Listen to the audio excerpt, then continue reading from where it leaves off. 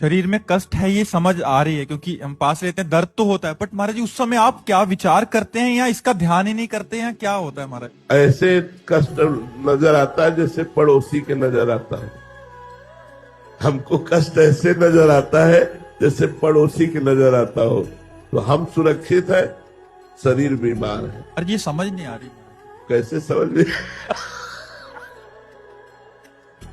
गोस्वामी जी ने लिखा है, यह रहस्य रघुनाथ कर बेगी न जाने कोई, जो जाने रघुपति कृपा सपन्यो मोह न होई।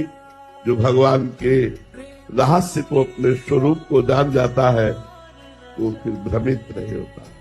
इसलिए भयानक से भयानक पीड़ा में भी भगवदानंद बना रहता है, और भगवदानंद के प्रभाव से किंचित मात्र दुख का अनुभव नहीं होता। पहेली का कब रहस्य समझ आएगा महाराज? जब चित्त वृत्ति एक भी सेकेंड के लिए संसार में नहीं जाएगी, केवल भगवान में रहेगी, तब इस पहेली का। तभी एक ने कहा था, हम आपको जान गए, तो हमका नहीं भैया, तुम पांच भौतिक शरीर को देखकर कह रहे हो जान गए, प्रेमानंद को जान लोगे तो तुम निहाल हो जाओगे।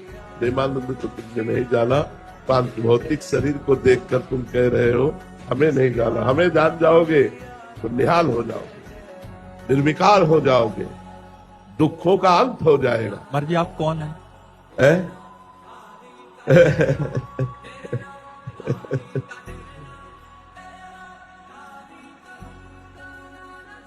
इस उत्तर का खोज करें तो मौन ही निकलता है, और कुछ निकलता ही नहीं है।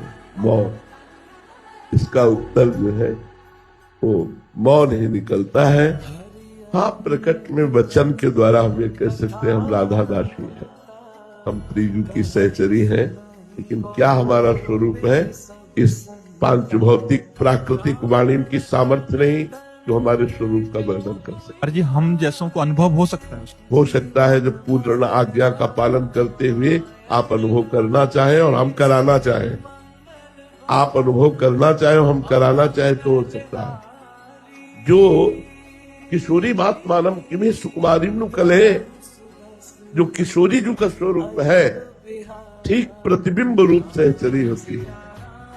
जो लाडली जो का स्वरूप है, कोटि कोटि रसना जो रोम रोम प्रति होए, प्यारी जू के रूप को न प्रमाण कहो जात है। ऐसे ही करोड़ों रसना हो तो प्यारी जू की सहचरी का स्वरूप वर्णन नहीं हो सकता।